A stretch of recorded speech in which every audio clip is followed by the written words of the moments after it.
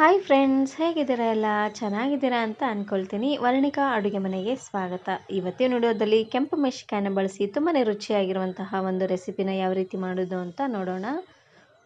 ಇದನ್ನು ಮಾಡಲಿಕ್ಕೆ ಮೊದಲು ನಾನಿಲ್ಲಿ ಬ್ಯಾಡಗಿ ಮೆಣಸಿನಕಾಯಿನ ತೊಗೊಂಡಿದ್ದೀನಿ. ಒಂದು 8ರಿಂದ 10 ಬ್ಯಾಡಗಿ ಮೆಣಸಿನಕಾಯಿನ ತೊಗೊಂಡಿದ್ದೀನಿ. ಮೆಣಸಿನಕಾಯಿನ ಈ ರೀತಿಯಾಗಿ ಮುರಿದು ಹಾಕ್ಕೊಳ್ಳಿ, ಇಲ್ಲಾಂದರೆ ಹುರಿಯುವಾಗ ಸಿಡಿದು ಬಿಡುತ್ತೆ.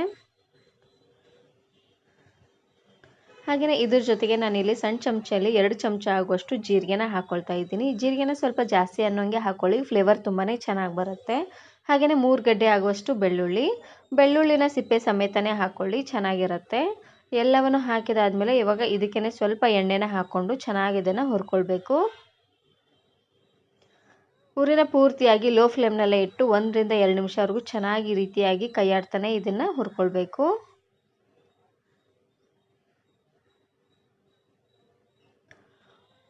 ಮೆಣಸಿನಕಾಯಿನ ಅಂಗಡಿಯಿಂದ ತಂದಾಗ ಸ್ವಲ್ಪ ತೊಳೆದು ಚೆನ್ನಾಗಿ ಒಣಗಿಸಿ ಹಾಕ್ಕೊಳ್ಳಿ. ತುಂಬಾ ಧೂಳು ಕಸ ಎಲ್ಲ ಇರುತ್ತೆ. ಹಾಗಾಗಿ ನೋಡಿ, ಈ ರೀತಿಯಾಗಿ ಚೆನ್ನಾಗಿದು ಹುರಿದಾದ್ಮೇಲೆ ಇದು ಪೂರ್ತಿಯಾಗಿ ತಣ್ಣಗಾದ್ಮೇಲೆ ಸ್ವಲ್ಪ ನೀರನ್ನು ಹಾಕ್ಕೊಂಡು ಇದನ್ನು ಗ್ರೈಂಡ್ ಮಾಡ್ಕೊಂಡು ತಗೊಳ್ಬೇಕು. ಎಲ್ಲದು ಪೂರ್ತಿ ನುಣ್ಣದಾಗಿ ಆಗಬೇಕು ನೋಡಿ, ಹಾಗಾಗಿ ಸ್ವಲ್ಪ ನೀರನ್ನು ಹಾಕ್ಕೊಂಡು ಗ್ರೈಂಡ್ ಮಾಡ್ಕೊಳ್ಳಿ. ಇವಾಗ ಅದೇ ಪ್ಯಾನ್ಗೆ ಸ್ವಲ್ಪ ಎಣ್ಣೆನ ಹಾಕ್ಕೊಳ್ತಾ ಇದ್ದೀನಿ.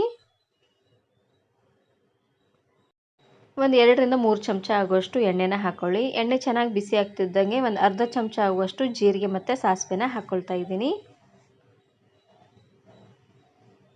ನೋಡಿ, ಜೀರಿಗೆ ಸಾಸಿವೆ ಎಲ್ಲ ಈ ರೀತಿಯಾಗಿ ಸಿಡಿದಾದ್ಮೇಲೆ 1 ಎಸಳಾಗುವಷ್ಟು ಕರಿಬೇವು ಸೊಪ್ಪನ್ನು ಹರಿದು ಹಾಕ್ಕೊಳ್ಳಿ, ಫ್ಲೇವರ್ ಚೆನ್ನಾಗಿ ಬರುತ್ತೆ.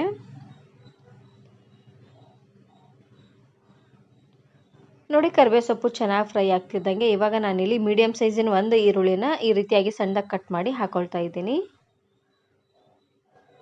ಇವಾಗ ಈರುಳ್ಳಿನ ಹಾಕಿದಾದ್ಮೇಲೆ ಚೆನ್ನಾಗಿ ಇದನ್ನು ಮಿಕ್ಸ್ ಮಾಡಿಕೊಂಡು ಈರುಳ್ಳಿ ಎಲ್ಲ ಸ್ವಲ್ಪ ಸಾಫ್ಟ್ ಆಗುವವರೆಗೂ ಊರಿನ ಪೂರ್ತಿಯಾಗಿ ಲೋ ಫ್ಲೇಮ್ನಲ್ಲೇ ಇಟ್ಟು ಇದನ್ನು ಬೇಯಿಸ್ಕೊಳ್ಬೇಕು.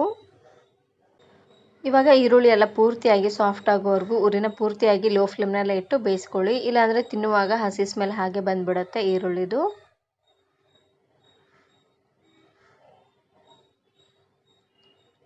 ನಾನು ಇದೇ ರೀತಿ ಬಹಳಷ್ಟು ವೆರೈಟಿ ಆಗಿರುವಂತಹ ಚಟ್ನಿ ರೆಸಿಪಿನ ಅಪ್ಲೋಡ್ ಮಾಡಿದ್ದೀನಿ. ಈ ವಿಡಿಯೋ ನೋಡಿಲ್ಲ ಅಂದರೆ ಈ ವಿಡಿಯೋ ಕೊನೆಯಲ್ಲಿ ಹಾಕಿರ್ತೀನಿ, ನೋಡಿ ಚೆಕ್ ಮಾಡಿ. ಇದಕ್ಕೇ ಸ್ವಲ್ಪ ಉಪ್ಪನ್ನು ಹಾಕ್ಕೊಳ್ತಾ ಇದ್ದೀನಿ. ರುಚಿಗೆ ಎಷ್ಟು ಬೇಕೋ ಅಷ್ಟು ಉಪ್ಪನ್ನು ಹಾಕ್ಕೊಂಡು ಮಿಕ್ಸ್ ಮಾಡ್ಕೊಂಡು ತಗೊಳ್ಳಿ. ಈ ಚಟ್ನಿನ ಮಾಡಲಿಕ್ಕೆ ಜಾಸ್ತಿ ಹೊತ್ತು ಟೈಮು ಹಿಡಿಸೋದಿಲ್ಲ, ಹಾಗೆಯೇ ಜಾಸ್ತಿ ಇಂಗ್ರೀಡಿಯೆಂಟ್ಸು ಬೇಕಾಗೋದಿಲ್ಲ. ರುಚಿನೂ ಅಷ್ಟೇ ತುಂಬಾ ಚೆನ್ನಾಗಿ ಬರುತ್ತೆ. ಇವಾಗ ಗ್ರೈಂಡ್ ಮಾಡಿರುವಂತಹ ಕೆಂಪು ಚಟ್ನಿನ ಹಾಕ್ಕೊಳ್ತಾ ಇದ್ದೀನಿ. ಇದಕ್ಕೆ ಸ್ವಲ್ಪ ನೀರನ್ನು ಹಾಕ್ಕೊಂಡು ಈ ರೀತಿಯಾಗಿ ನುಣ್ಣದಾಗಿ ಗ್ರೈಂಡ್ ಮಾಡ್ಕೊಂಡು ತಗೊಳ್ಳಿ. ಇದು ಹಾಗೆ ಡೈರೆಕ್ಟಾಗಿ ನೀರನ್ನು ಹಾಕದೆ ಗ್ರೈಂಡ್ ಮಾಡಿದ್ರೆ ಪೂರ್ತಿಯಾಗಿ ಸಣ್ಣ ಆಗೋದಿಲ್ಲ. ಹಾಗಾಗಿ ಸ್ವಲ್ಪ ನೀರನ್ನು ಹಾಕ್ಕೊಂಡು ಚೆನ್ನಾಗಿ ಇದನ್ನು ಗ್ರೈಂಡ್ ಮಾಡ್ಕೊಳ್ಬೇಕು.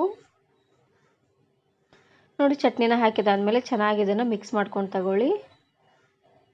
ಈ ಕೆಂಪು ಚಟ್ನಿನ ನೀವು ಚಪಾತಿ, ರೊಟ್ಟಿ, ಅನ್ನ, ಹಾಗೆ ದೋಸೆ, ಇಡ್ಲಿ ಜೊತೆಗೆಲ್ಲ ಸರ್ವ್ ಮಾಡ್ಕೊಬೋದು. ತುಂಬಾ ಚೆನ್ನಾಗಿರುತ್ತೆ. ಇದನ್ನು ಒಂದು ಸರ್ತಿ ಈ ರೀತಿಯಾಗಿ ಚಟ್ನಿನ ಮಾಡಿ ಇಟ್ಕೊಂಡ್ಬಿಟ್ರೆ ಫ್ರಿಜ್ಜಲ್ಲಿ ಇಟ್ಟರೆ 1 ವಾರದಿಂದ 15 ದಿನವರೆಗೂ ಸ್ಟೋರ್ ಮಾಡಿ ಇಟ್ಕೊಳ್ಬೋದು. ಬೇಕಾದಾಗೆಲ್ಲ ಅನ್ನದ ಜೊತೆ ಹಾಗೆಯೇ ಚಪಾತಿ, ರೊಟ್ಟಿ ಜೊತೆಗೆಲ್ಲ ಕಲಿಸ್ಕೊಳ್ಳಿಕ್ಕೆ ತುಂಬಾ ಚೆನ್ನಾಗಿರುತ್ತೆ. ಈ ವಿಡಿಯೋ ಇಷ್ಟ ಆದರೆ ಈಗಲೇ ಒಂದು ಲೈಕ್ ಬಟನನ್ನು ಕ್ಲಿಕ್ ಮಾಡಿ ಫ್ರೆಂಡ್ಸ್ ಆ್ಯಂಡ್ ಫ್ಯಾಮಿಲಿ ಜೊತೆಗೆ ಶೇರ್ ಮಾಡಿ. Thank you. Thanks for watching.